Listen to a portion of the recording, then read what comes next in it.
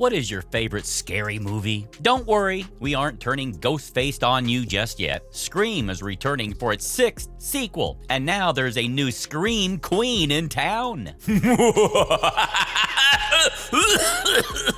Jenna Ortega claims that horror movies are actually super therapeutic. And you know what? She's totally right. How? Let's get this party started and find out in today's video. And folks, whatever you do, don't fall asleep on us. First up, here's exactly what Jenna said about horror movies. If there's one actress who peaked in 2022, it's Miss Ortega. The girl's been leading the screens, especially on the dark side. Her blockbuster Netflix show, Wednesday aside, she's also been in the Scream reboot, The Murderer Show, You, Insidious Chapter 2, and The Babysitter, Killer Queen, not to mention the upcoming Scream 6. After so many bone-chilling projects, the only thing left to say is, bow down to your new Hollow Queen. The young star has totally made herself at home in the horror genre. Her acting is top-notch, and the persona fits her to the T, especially her character Wednesday Addams. The resemblance is so uncanny that people claim she's the real-life Wednesday. Her recent statement about loving horror flicks solidified the claim, too. In December, Jenna popped up on The Tonight Show starring Jimmy Fallon to promote the Netflix series. Again, she nailed the promotional appearance with her black bodysuit and a punk rock haircut, giving major gothic vibes. So, Wednesday. Naturally, her penchant for the spooky genre came up as Jimmy asked her if she liked working in these movies. Right off the bat, Ortega said she loves horror movies. The actor can't put her finger on it, but to her, having blood thrown on your face and running around screaming bloody murder is therapeutic and so much fun. Now, this makes zero sense for folks who hate scary flicks with a passion, but Jenna's claim actually has a basis. Let's uncover how these movies can really make some folks relax. Moving on, a break from the real scary world. Let's be honest, life can be way too frightening sometimes. It can be due to a toxic workplace, a messy breakup, or money troubles. Stressful situations like these make us feel like nothing can be worse than this. All you want to do is grab some snacks, curl up in a blanket, and put on a good movie. Well, if you put on something scary, you'll find you still have it easy. At least you're not Annie from Hereditary, floating in the attic and cutting her head off. Now that's a scene that you can remember sometime soon. Pray you never get possessed like that. Also, watching thrilling scenes activates your body's fight or flight mechanism. Your mind doesn't know that the movie can't harm you, so you genuinely react to it like in real life. You can't fake those chills, right? This is subconsciously preparing you for any actual frightening situation. We hope that doesn't happen to you, but if it does, you can react to it better than you'd expect. At least you won't be stuck like a deer in headlights. Sounds pretty cool, right? Hold up, the best part is that horror movies are a major stress reliever. They make you hooked on that girl escaping a killer, and when you finish watching, you won't even remember what was bothering you. Apparently, the slow buildup and the final high-stakes scenes take the stress out of you like a popped balloon, following with a trip into your worst nightmares. Now, this one may sound dodgy, but hear us out. If you're terrified about a situation, watching it will make you less scared. This is a reverse Uno. But if you're scared of sharks, watch Jaws. We know you'll be thinking, why on earth would I do that? Because fellas, it'll present the complete picture to you. You can find out exactly in how many ways things can go wrong. Think of it like exposure therapy. Don't believe us? Hear it from psychologists. They say horror fans have a high trait of morbid curiosity. They want to learn everything they can about a terrifying situation, no matter how scary the information is. And that actually makes sense. Knowing more about your worst nightmares will help if, God forbid, you get stuck in them. Let's take an example, shall we? Say your worst fear is being stuck in the dark. Lights Out will take you headfirst into your nightmare. But you'll also find out how many things you can use to light things up. Who would have thought about car headlights otherwise? This is even applied to a bigger scale. Masses are attracted to horror movies in specific conditions, like after the COVID quarantines, a new genre called queer horror appeared. It made the thriller Contagion one of the most watched movies on iTunes. And hear this out. Hostel and Saw torture movies were released when the Guantanamo Bay prisoner torture came to light. Apparently, the real controversy made both films even more popular. Long story short, horror movies help you process your fears. Now for fear without any real-life consequences. What better way to experience your fears than knowing they can't harm you? If you think about scary films, they're kind of like simulation. Yeah, you're watching a demon torturize a family in The Conjuring, but you aren't as helpless as they are. Here, you're in control. Folks who can't get enough scary flicks need some thrill in life. Sometimes things can get too dull for everyone. You need something exhilarating to spice it up. Michael Myers and Halloween will provide plenty of that. What's more, they bring you to the edge of your seat, and then, boo, you immediately let out a scream. Then you realize you're safe. That man with the saw didn't cut you in half, or someone didn't drag you into the cornfields. Yeah, the fate of the characters you get attached to could be more pleasant, but hey, at least that's not you, right? Massive relief. Not to mention scream therapy. Feeling too frustrated and want to scream out loud? Horror movies are here to save the day. Let's blow your mind by telling you that therapists actually use them for their patients. Wait, what? Yep, you heard that right. There's a fundamental research into where scientists discovered its cathartic effects. Nothing is proven yet, but such movies have massive potential for trauma treatment. Apparently, they help patients cope with the stressors that are bothering them in real life. And it's not just limited to scary films. You could also visit a haunted house for fun, and when you're done with it, you'll come out floating on cloud nine. And if you want to know more about it, there are even podcasts now hosted by licensed therapists. For example, Psychoanalyst, a horror therapy podcast. Who would have thought Insidious or The Exorcist could be that deep? Here, some folks think they're just a waste of time and good for jump scares, but they can be a form of therapy now. Bet you would have never thought of that. So here's the great part. If scream therapy is actually being considered, you can do it in the comfort of your home. If screaming in front of your friends makes you nervous, watch it alone. You must grab your favorite slasher movie and scream away your fears, worries, and tensions. Easy peasy bloody squeezy. Up next, sometimes they're quite funny too. If you think about it, even the scariest movie can make you laugh. The key is not to feel it in your bone. It's just fiction and people pretending to be ghosts, witches, zombies, and whatnot. You know that advice to picture everyone naked if you're in front of a huge crowd? Just like that, horror fans think about how the scene was actually filmed. Imagine the bloopers. Even Jenna says so. She told Jimmy that since the cast and crew of the Scream franchise are pretty tight, everything made them howl with laughter. Even Ghostface and his spine-chilling monologues weren't spared. Man, the amount of time they had to retake would have driven the makers insane. Ortega also mentioned one of her own instances. One of the scenes had her army crawling through a hospital. The audience watched it with their breath stuck in their throats, worrying about her escape, whereas the actress, she was hiding her laughing face in her arms. So, at the end of the day, it's just actors dressed up as terrifyingly as they can. Their mad acting skills, those bloody jump scares, and the slow building up music make us all invested in the plot. Most of the time we feel frustrated when the main character explores in a dark basement, alone. Like, hello, is common sense present? The decisions are so stupid that they end up being comedic. Last but not least, the post-horror relaxation. The satisfaction of seeing the villain get their upcomings is unparalleled. However, movies such as Night of the Living Dead, The Strangers, The Mist, or Drag Me to Hell, which leaves the audience with a sense of hopelessness and despair, are not to be recommended. We're talking about classic wins like the Texas Chainsaw Massacre, Nightmare on Elm Street, Friday the 13th, or modern examples like Ready or Not and Get Out. That satisfying feeling when the lead escapes gives us a high, as if we're the one who defeated the villains. It relaxes you as you sigh loud. Glad it had a happy ending. Does the positive conclusion bring you endorphins? Yeah, they do. As they say, all is fine that ends fine. You can now carry on with your life refreshed and feeling accomplished, and all you did was watch a terrifying film. Now, who says they're a waste of your time? Some people may argue that watching a rom-com would do the same, but let's be honest, they're too predictable. There's no thrill like a monster chasing or escaping a cult. That's why horror movies can be super therapeutic. All you folks who dislike such films, you'll get into them after knowing all this. In that case, bon appetit from our side. And that's a wrap. Do you agree with Jenna and find horror movies therapeutic? Tell us about it in the comments below. Don't forget to like the video and share it with someone who can't get enough of the horror genre. Subscribe to our channel for more content just like this. See you at the next one.